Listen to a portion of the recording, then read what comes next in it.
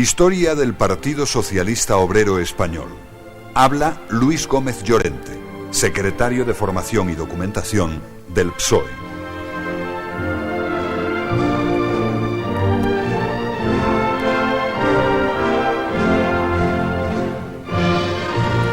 El Partido Socialista Obrero Español hunde sus raíces en la primera Asociación Internacional de Trabajadores fundada por Carlos Marx en Londres en 1864.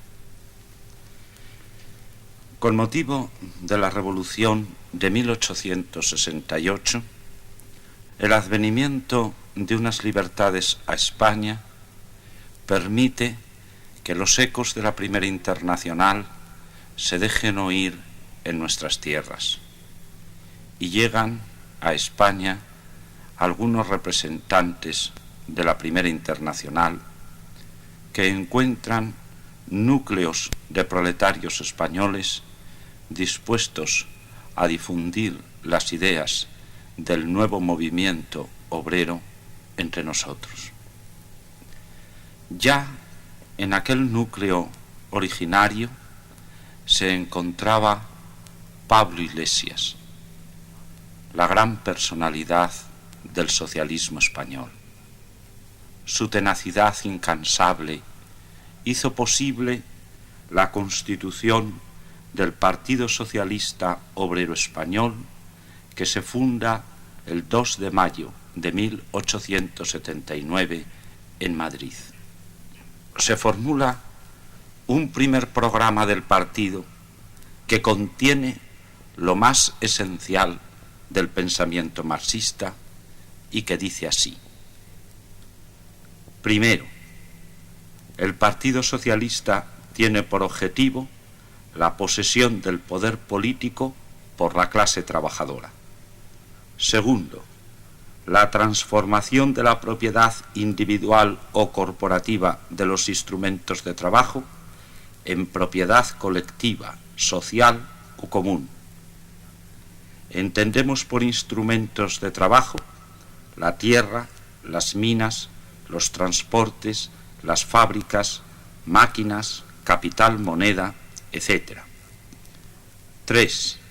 La organización de la sociedad sobre la base de la federación económica, el usufructo de los instrumentos de trabajo por las colectividades obreras, garantizando a todos sus miembros el producto total de su trabajo y la enseñanza general, científica y especial de cada profesión a los individuos de uno y otro sexo. 4. La satisfacción por la sociedad de las necesidades de los impedidos por edad o padecimiento. Durante todo el fin de siglo y los primeros años del presente siglo, el trabajo del Partido Socialista fue un trabajo consistente fundamentalmente en la constitución de federaciones a lo largo de toda la geografía española. Una de las cosas más importantes que ha aportado el Partido Socialista a la historia de España es precisamente el haber racionalizado la lucha de clases, el haber elevado al proletariado español desde el puro resentimiento de la explotación alienada a una lucidez que solamente puede proporcionar una alternativa radical que permita rigurosamente la emancipación del trabajo. Otra idea inspiradora de la acción del partido en esta época de desarrollo es la política tendente a la asociación, como en aquellos días se llamaba, o simplemente a la política sindical que diríamos en nuestra época, bajo la conciencia de que el sindicato y el partido son, desde el punto de vista marxista, dos instrumentos que utiliza la misma clase para el mismo fin. La enseñanza y la política de separación de la Iglesia y el Estado fueron otras constantes inspiradoras. Es cierto que el Partido Socialista fue anticlerical, y fue anticlerical en la medida en que la Iglesia se mantenía en alianza con el poder establecido y, por lo tanto, adoptando una actitud de objetivo enfrentamiento con los intereses de la clase trabajadora. En la medida en que la Iglesia se ha distanciado de aquella postura, la izquierda ha rectificado también aquella actitud. En 1903, Tomás Meave, con jóvenes socialistas de Bilbao, funda las Juventudes Socialistas.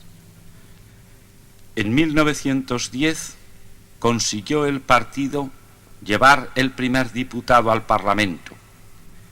Pablo Iglesias en el Parlamento adopta la actitud de la defensa intransigente de una ideología, la defensa del programa del partido, mediante una rigurosa dialéctica que le enfrenta a los enfoques de la derecha, a los enfoques predominantes en lo que eran las cortes oligárquicas del Estado de la Restauración. Solo y señero, en aquellos escaños mantiene una actitud absolutamente insobornable, ajena a toda componenda. Una actitud que cubre de prestigio a través de su persona al Partido Socialista. La crisis de la Restauración llega a su punto álgido con motivo de la Primera Guerra Mundial. La rapiña capitalista española deja el mercado nacional desabastecido para aprovechar el negocio de ocasión, vendiendo los productos a mejor precio a la Europa desgarrada por la guerra. Esto produce un encarecimiento tremendo de los precios que no fue nunca alcanzado por la subida de salarios. El Partido Socialista se pone a la cabeza de la huelga. El comité de huelga lanza un manifiesto exigiendo la convocatoria de un poder constituyente que devuelva la soberanía al pueblo y que replantee de una forma auténtica la posibilidad de una representación popular en los órganos legislativos y de un poder ejecutivo sometido a un poder legislativo que garantice su limpieza. La huelga es aplastada por el ejército. A partir de este momento, la monarquía de don Alfonso XIII estaba condenada. Una serie de gobiernos se suceden vertiginosamente sin encontrar estabilidad ya en el poder y tienen que desembocar en la dictadura del general Primo de Rivera. La dictadura del general Primo de Rivera fue saludada por un manifiesto del Partido Socialista y de la Ejecutiva de la Unión General de Trabajadores con estas palabras: lo que España repudia es lo que, por lo visto, precisamente quieren imponer los generales sediciosos. El pueblo, pues, no debe secundarles. Bajo la dictadura, el Partido Socialista permaneció en la ilegalidad. Sin embargo, el hecho de que la Unión General de Trabajadores continuara encabezando las luchas obreras a nivel económico permiten que tras la caída de la dictadura de Primo de Rivera el Partido Socialista se reconstruya potente y vaya a ser el pilar fundamental sobre el que se asiente el movimiento político que culmina en el 14 de abril y en el advenimiento de la Segunda República Española. El Partido Socialista estuvo presente en la Cámara Constituyente de la República, siendo la minoría mayoritaria del Parlamento. 115 diputados, de los cuales 65 carecían de todo título académico, pero también había 50 procedentes de la universidad, entre los cuales se contaban 15 catedráticos, 13 médicos, 10 profesores y otros.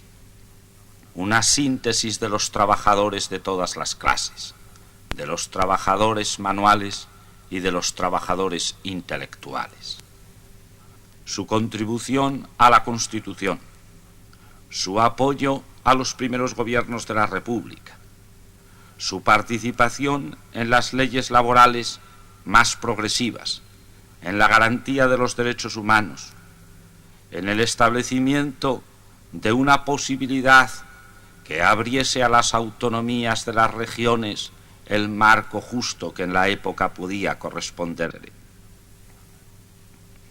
La Gran Depresión económica que sigue a la crisis del 29 produce un auge del fascismo. Desde 1922, Mussolini ocupaba el poder en Italia. En 1933, Hitler sube al poder en Alemania. En 1934, Dollfuss aplastaba a los obreros socialdemócratas en Austria. En las elecciones españolas de noviembre del 33, triunfa la derecha, llevando al poder a un hombre que era aclamado por sus seguidores a los gritos de jefe, jefe, jefe. Octubre del 34 va a contemplar la insurrección de los trabajadores, de nuevo encabezada por los socialistas del PSOE y de la UGT.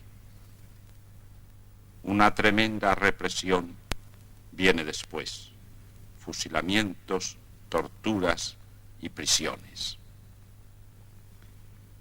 Pero el pueblo se reorganiza y reacciona en el Frente Popular, y en las elecciones de 1936 el triunfo de las clases trabajadoras es arrollador y se constituye un gobierno representativo de aquella alianza republicana para la defensa de las instituciones democráticas.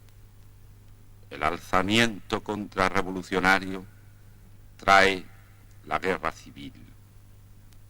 El Partido Socialista aportará 2 jefes de gobierno: Francisco Largo Caballero en primer lugar, después don Juan Negrín, pero aporta sobre todo la movilización de todas sus filas y de todo cuanto puede promover en defensa de la República, y forma parte de los batallones de milicianos que en los frentes defienden la bandera tricolor.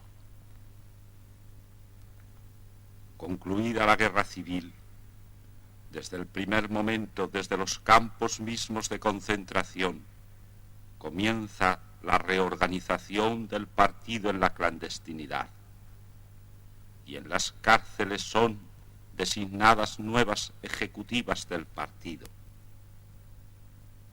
Asimismo, los socialistas exiliados se reorganizan allende las fronteras para apoyar la causa de los compañeros que luchan en el interior. En 1944 se celebra el primer congreso del exilio, y a partir de ese momento se reanuda la periodicidad de los congresos del partido, grandes asambleas donde resplandece la democracia interna de la organización, la elección de dirigentes y el control de su gestión.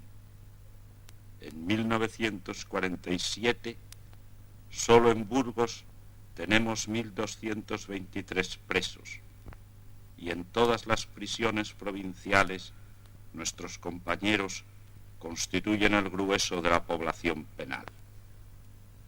El 1 de mayo de 1947, el PSOE y la UGT convocan una huelga general en Vizcaya y Guipúzcoa que llegó a movilizar cerca de 50.000 trabajadores.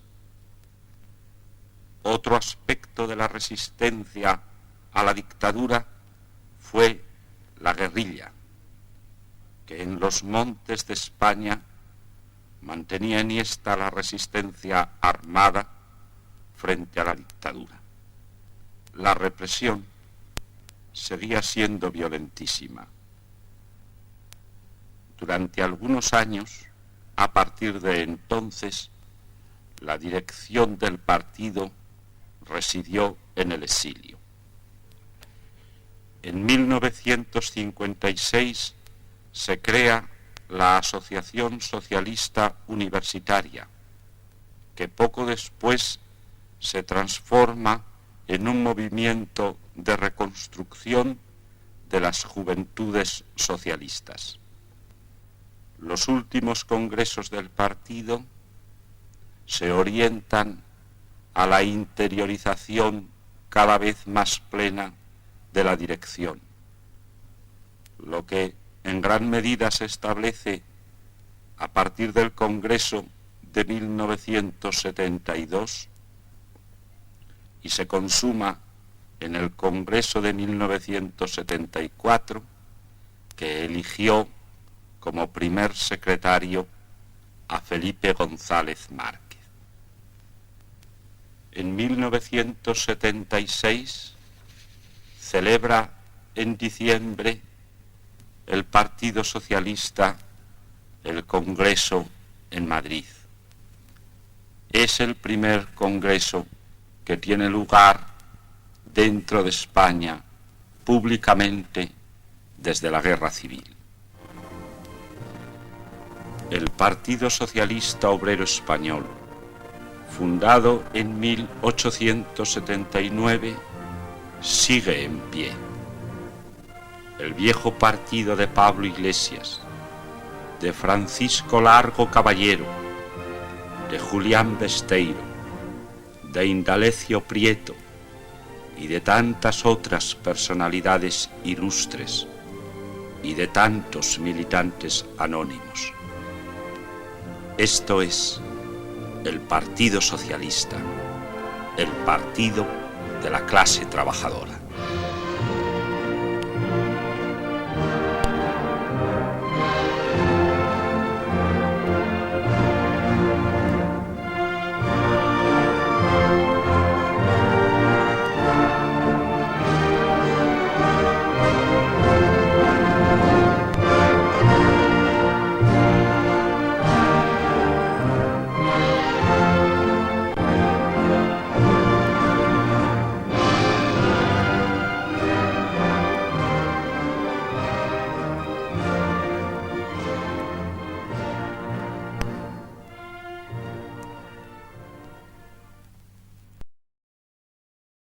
Programa económico del Partido Socialista Obrero Español. Sobre un texto de Baltasar Aymerich habla Guillermo Galeote, secretario de Propaganda. El objetivo final de nuestro partido es la consecución de una sociedad realmente democrática, libre y justa, en la que habrá desaparecido la explotación capitalista y que sustituirá la lógica del lucro privado por la de los intereses de la comunidad.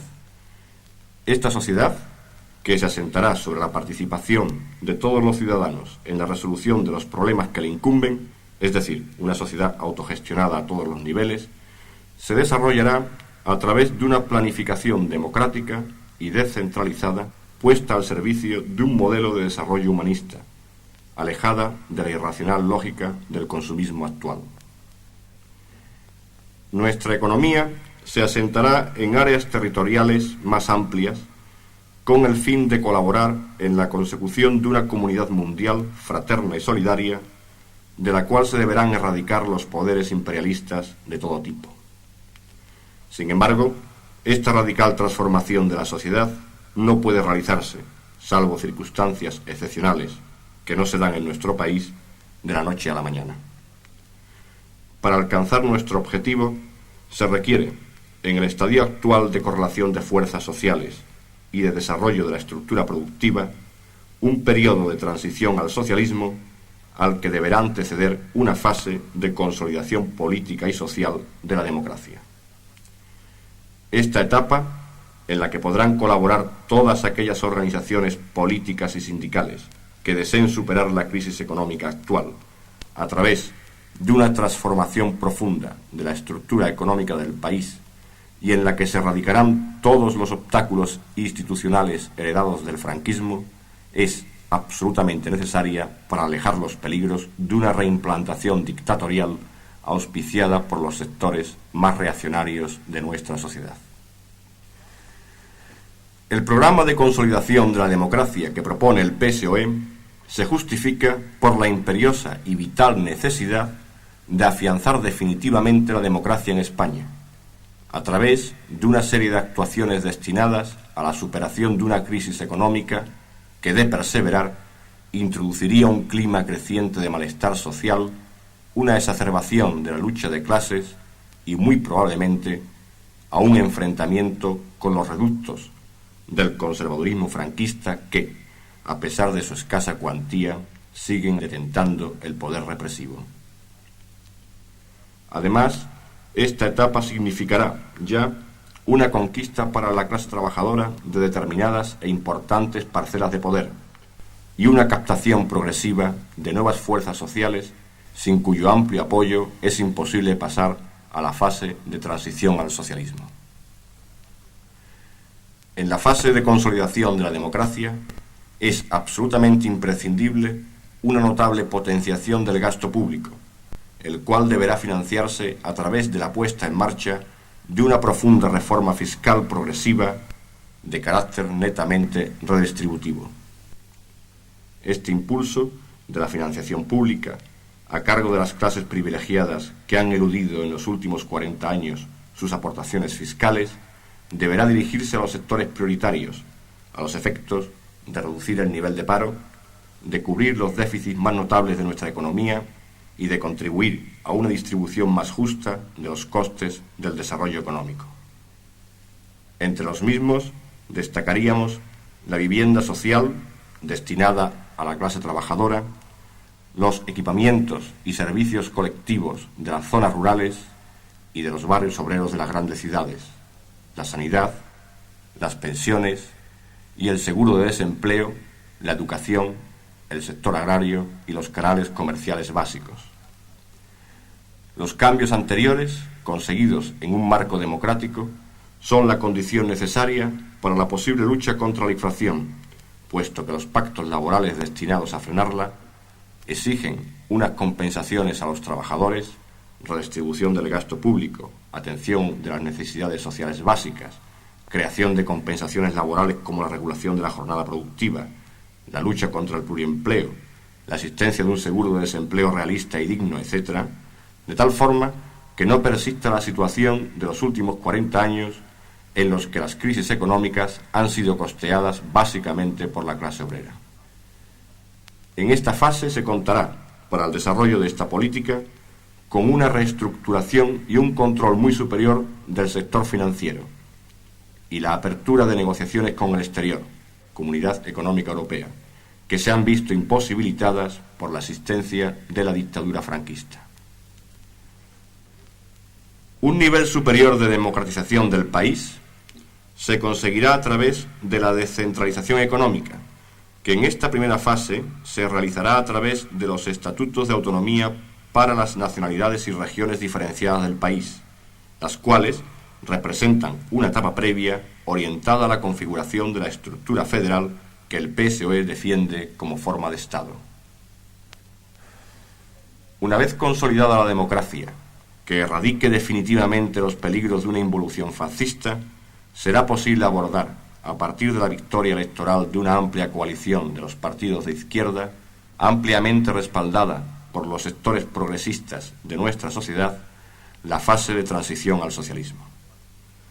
En este periodo se llevarán a cabo una serie de actuaciones destinadas a la socialización de la propiedad y de la gestión de los sectores básicos de la estructura productiva nacional. Entre los mismos destacaríamos los siguientes. La reforma agraria se desarrollará en un marco moderno y racionalizado de este sector, con el fin de que los cambios se traduzcan en una potenciación de la producción y una mejora de las rentas del campo. la remodelación urbana, que implicará, con el apoyo de la planificación, la consolidación de un modelo de desarrollo territorial desconcentrador y orientado a la descongestión de las supersaturadas ciudades españolas, en favor de la potenciación de otros núcleos que sirvan de freno a la desertización demográfica actual.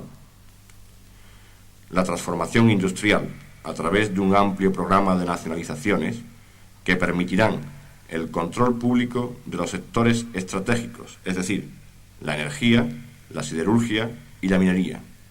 Igualmente, se potenciará la empresa pública en el sector químico farmacéutico y el alimentario. Las nacionalizaciones se realizarán sin desembolsos monetarios inmediatos, puesto que se convertirán las acciones en obligaciones, cuyos rendimientos variarán en función del monto de los capitales poseídos. La reforma financiera, mediante la nacionalización de los grandes bancos, que posibilitará un incremento del control público sobre la economía nacional y que anulará en gran medida el poder de la oligarquía capitalista. El desarrollo de la actividad productiva y la toma de decisiones económicas se realizarán a través de dos mecanismos fundamentales. La autogestión en la empresa, a través de la creación de consejos de supervisión y de gestión basados en la participación de los trabajadores. La planificación democrática y descentralizada de la economía, que se apoyará en la existencia de un mercado del cual aquella anulará los efectos perniciosos, paro, inflación, etc., que caracterizan a la economía capitalista. La puesta en marcha de toda esta serie de medidas y actuaciones representan para el PSOE el camino más conveniente para la consecución de una sociedad socialista, en la que el objetivo central es la eliminación de la explotación del hombre por el hombre y del imperialismo económico, y la constitución de una comunidad centrada en el respeto de los intereses colectivos y solidarios. El Partido Socialista Obrero Español ante el momento político y socioeconómico actual de España. Habla Felipe González, primer secretario del Partido Socialista Obrero Español. El Partido Socialista es, ante todo, una organización democrática. Una organización democrática que, como ha explicado mi compañero Luis, tiene ya un siglo de historia. En esa historia, sobre todo, destaca su permanente y tenaz lucha por conquistar una sociedad distinta en la que, como objetivo final, se marca la desaparición de la explotación del hombre por el hombre. Se trata, por consiguiente, de llegar a una sociedad justa, una sociedad igualitaria. Desde el punto de vista socialista, esto significa alcanzar una sociedad sin clase. Es decir, toda nuestra acción política se encamina paso a paso a la conquista de esa sociedad que pretendemos igualitaria y justa, de esa sociedad en la que la explotación haya desaparecido para siempre. En la actual situación política, nuestro partido tiene un objetivo inmediato fijado: la conquista de las libertades políticas democráticas.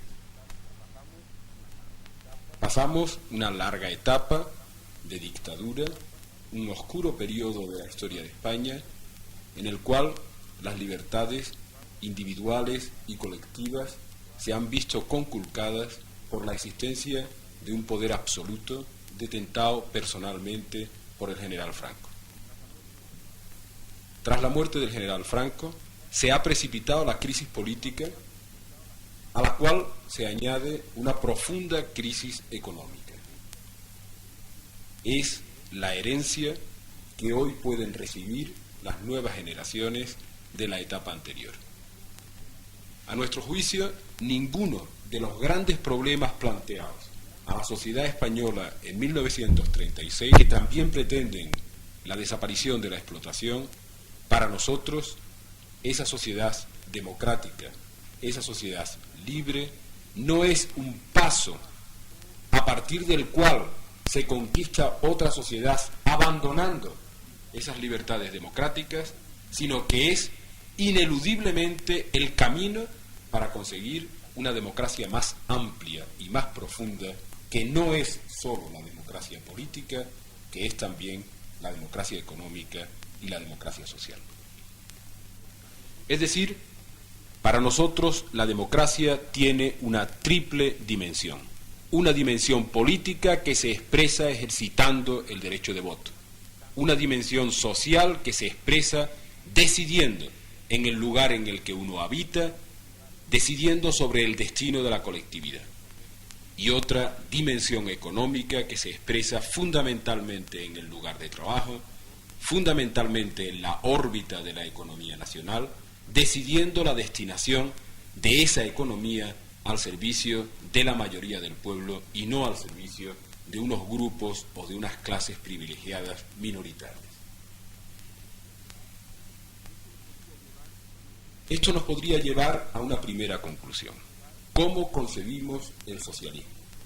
El socialismo para nosotros es, precisamente por lo que acabo de decir, la profundización del concepto de la democracia.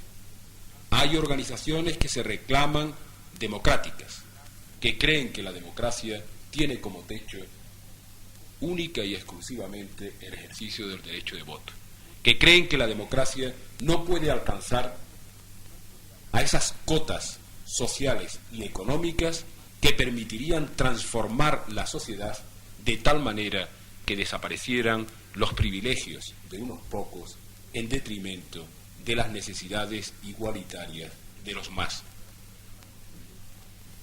Para nosotros, esas son organizaciones respetables con las cuales podemos recorrer, y hoy de hecho recorremos, un camino que nos lleva hasta la libertad o las libertades democráticas en una sociedad de tipo occidental. Los socialistas somos conscientes de que el camino por la libertad es siempre un camino difícil, un camino arduo. Pensamos que la situación del país hoy es una situación crítica desde el punto de vista político y desde el punto de vista económico. Y creemos que los socialistas tenemos soluciones que ofrecer en el campo político y en el campo económico. Podemos ofrecer alternativas que conduzcan a la sociedad en general por el camino de la libertad con el menor coste social posible, con los menores traumas posibles. Desde el punto de vista político, el país vive hoy pendiente de una dialéctica que se establece entre la oferta gubernamental, que consiste en un plan reformista, y la exigencia de la oposición democrática, que consiste en un plan de alternativa democrática limpia, que se identifica con el concepto de la ruptura. Quedan zonas marginales o residuales en la sociedad. Zonas que hay que conocer y que hay que tener en cuenta para valorar su influencia. De una parte quedan los nostálgicos de estos 40 años, los que se aferran a unos privilegios nacidos al amparo de una dictadura y no quieren que nada cambie del edificio. Se niegan al proyecto gubernamental y se niegan también, como no, al proyecto de la oposición democrática. Y por otra parte, existe otra zona residual de la sociedad que se sitúa en el otro extremo de aquellos que pretenden que hoy es posible cambiarlo todo, rotundamente y violentamente, sin tener en cuenta cuáles son los graves condicionamientos políticos, interiores y exteriores, los graves condicionamientos socioeconómicos, interiores y exteriores. Los socialistas queremos caminar ofreciendo exactamente aquello que podemos dar y ofreciéndolo sin provocar graves traumas a la sociedad, sin provocar involuciones políticas violentas. Para nosotros la reforma política que ofrece el gobierno adolece de una serie de defectos graves que estimamos es necesario denunciar y clarificar con los medios a nuestro alcance, medios todavía muy limitados, porque el poder todavía ejerce como poder absoluto. No permite la utilización de los medios de comunicación de masas que pertenecen a todos los españoles de forma igualitaria por todos los españoles o por las organizaciones políticas que representan a sectores importantes de los españoles. Para nosotros el proyecto de reforma política adolece fundamentalmente del defecto de no facilitar una alternativa democrática limpia. ¿Qué quiere decir esto? Cualquier sistema democrático se basa en el control del gobierno por parte del Parlamento. Justamente en eso está el meollo, el centro de gravedad de la soberanía popular. La soberanía popular consiste en esa delegación de poder que el pueblo realiza al elegir a sus representantes en un parlamento. Ese parlamento, representando los intereses del pueblo, debe controlar al Poder Ejecutivo para así guiar la conducta del Poder Ejecutivo de acuerdo con la voluntad nacional. La principal y grave quiebra del proyecto reformista consiste precisamente en tratar de mantener al Poder Ejecutivo fuera del control del Poder Legislativo. Es decir, tratar de desligar del control de la soberanía popular a un Poder Ejecutivo que depende, por vía indirecta, de la jefatura del Estado. No solo esa es la crítica que habría que hacer al proyecto de reforma política, habría que añadir otra no menos importante. La elaboración del proyecto de ley de reforma política se viene haciendo, se está haciendo y se va a hacer de acuerdo con las clases que han sido clases dominantes durante 40 años. Esto viene dando y va a dar como resultado un sistema electoral que privilegia claramente a esas clases y margina a las nuevas clases o a las clases que aspiran a un protagonismo, a una alternativa de progreso para la sociedad en su conjunto. De tal forma que algún ejemplo podría ser suficientemente expresivo. Si las Cortes que se propone realizar el proyecto reformista se componen de Congreso y Senado, si en el Congreso va a haber, por ejemplo, 4 representantes de una provincia cualquiera que tenga aproximadamente 100.000 habitantes y 27 representantes de otra provincia que tenga 4,5 millones de habitantes, de ello se deriva que un representante de aquella provincia que tiene 100.000 habitantes necesita 4 veces menos votos que el representante de la provincia que tiene 4,5 millones de habitantes. O dicho en sentido contrario, que un representante de la gran ciudad va a ser igualmente representativo que el de la pequeña zona rural, teniendo 5 veces más sufragios en su favor que el otro. Eso privilegia claramente a las zonas rurales que tienen todo nuestro respeto y que además hace falta promocionar y defender en este país. Pero hay que mantener un equilibrio, y ese equilibrio se rompe porque el poder sabe que sobre las zonas rurales ejerce un control autoritario y caciquil, que en las zonas rurales la izquierda, las fuerzas democráticas y progresistas no pueden penetrar, lo mismo que han penetrado en las grandes concentraciones urbanas e industriales, en las cuales el movimiento obrero ha creado una dinámica de cambio político hacia la democracia absolutamente imparable. Todo esto, como resumen, tiende fundamentalmente a permitir que no solo el Poder Ejecutivo esté fuera del control del Poder Legislativo, sino que el Poder Legislativo quede en manos de unos sectores sociales que vienen siendo los privilegiados por la dictadura anterior, cuando se cree eso que podríamos calificar una apariencia democrática, que no una democracia limpia. Y hay algo que es, a mi juicio, lo más grave de la operación y que es necesario denunciar. Esa operación va a dividir a la sociedad española en 2 sectores antagónicos. El sector de aquellos que saben que el cambio es imparable que la dinámica del cambio político no es ya reversible, pero que quieren mantener los privilegios, y el sector de aquellos que creen que esa dinámica política hacia la democracia debe encontrar un cauce de limpieza, un cauce de igualdad, un cauce de equidad, para que no haya subsistencia de privilegios por métodos antidemocráticos, por métodos autoritarios.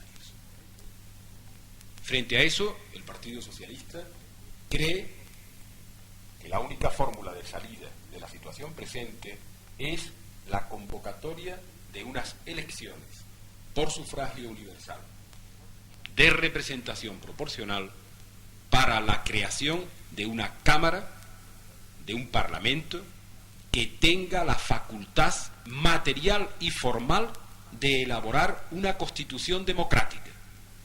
En ese terreno de juego, con limpieza y con igualdad de medios, en definitiva, con igualdad de derecho en la utilización de los medios de comunicación de masas que pertenecen a todos los españoles, en ese marco el Partido Socialista tiene absoluta confianza en que van a triunfar las fuerzas de la democracia y no las fuerzas de la reacción. Y se va a poder ofrecer al país un marco de convivencia civilizada y democrática que trata de impedirse de acuerdo con el proyecto gubernamental. El poder político no debe empecinarse en esa división de la sociedad en dos bloques. Debe permitir que cada fuerza política, cada partido político, se presente ante el pueblo con su opción política, económica y social, y que sea este pueblo el que dé los porcentajes de votos que estime oportunos o necesarios según la credibilidad de cada partido a cada una de estas fuerzas políticas. Y de la relación de fuerzas que resulta por esa decisión popular surgirá una constitución democrática y limpia. Si esto no es así, desde el poder se estará provocando de nuevo una confrontación de las dos Españas, de los dos grandes bloques de españoles que nuestra historia nos recuerda amargamente y permanentemente. El Partido Socialista querría a la vez ofrecer sus alternativas económicas. Es necesario aclarar algo para que quede grabado en la conciencia popular. Nadie tiene una varita mágica para salir del caos económico y político en que nos ha situado la clase dominante durante 40 años. Nadie tiene una formulación total que permita la salida de esta situación. Pero entre las formulaciones que se ofrecen por esa clase dominante, que tienden a hacer cargar la salida de la crisis económica sobre las clases tradicionalmente explotadas y marginadas desde el punto de vista económico, y la salida que pueden ofrecer fuerzas como el Partido Socialista, hay naturalmente diferencias importantes que establecer y procesos de racionalización de la salida de la crisis económica infinitamente más consecuente y poderoso de parte del socialismo que de parte de las fuerzas de la reacción. Nuestra situación económica en el momento actual es calificada desde todos los sectores de opinión como muy grave. Podríamos partir de una afirmación. Ha habido un modelo de crecimiento en los últimos 15 años que se ha basado fundamentalmente en tres pilares. El sistema económico español era, hasta 1959, desde el punto de vista de la balanza de pagos, es decir, de nuestra relación crediticia con el exterior, un sistema deficitario. A partir de los años 60, se produce el fenómeno del crecimiento español que algunos llaman ampulosamente desarrollo económico. En realidad ha habido un crecimiento económico y no un desarrollo económico. Es lo primero que habría que fijar. ¿Por qué ha habido crecimiento económico y no desarrollo económico? Porque el desarrollo económico supone armonía en el reparto de ese incremento de la producción y del beneficio entre las diferentes regiones y nacionalidades españolas y entre los diferentes sectores de la sociedad. En tanto que en nuestro país se ha producido un crecimiento económico del cual se han favorecido, en términos relativos, infinitamente más las clases privilegiadas y las zonas industrialmente privilegiadas que las clases oprimidas y las zonas industrialmente oprimidas. Por consiguiente, hay un crecimiento, no un desarrollo. No ha habido armonía. Pero es más, ese crecimiento económico se ha apoyado en factores que no son controlables desde dentro del país, factores dependientes de la situación exterior. Veamos cuáles. Podríamos decir que nuestro crecimiento económico ha dependido del bienestar exterior y de la peculiar situación interna. El bienestar exterior efectivamente ha supuesto una absorción de una gran parte de la clase trabajadora española por la zona o las regiones industrializadas de Europa. 1,5 millones de trabajadores han salido a trabajar al exterior, aumentando así la cifra de nuestros exiliados económicos que no emigrantes, puesto que el término exilio responde mucho más a ese forzamiento a la salida del país que el término emigración. Sumando una cifra espeluznante que sobrepasa ya los 3 millones de españoles fuera de nuestras fronteras. Estos españoles que han sido obligados a salir de nuestras fronteras para encontrar un puesto de trabajo, han permitido a la vez que con sus remesas de divisas se vaya equilibrando la balanza de pagos del país. Y a la vez, como fenómeno complementario, evitar toda la presión interior que supondría un incremento del desempleo, del paro obrero, equivalente al número de hombres que salen de nuestra frontera. No quiero entrar en la consideración de la sangría social y económica que eso ha supuesto para nuestro país. Solo analizar cuáles son las causas que han permitido el llamado milagro económico español. Además de ello, el bienestar europeo produjo un flujo turístico hacia el interior de España, una corriente turística creciente durante toda la década de los años 60. Venían naturalmente buscando precios baratos, abundancia de sol y un cierto clima de tranquilidad garantizado por un sistema opresor. Esto introdujo también grandes cantidades de reservas de divisas en nuestro país y facilitó como contrapunto el desarrollo de negocios especulativos del peor estilo que han destrozado nuestra geografía costera y que han permitido la acumulación de grandes riquezas en algunos de los sectores sociales más privilegiados de la dictadura.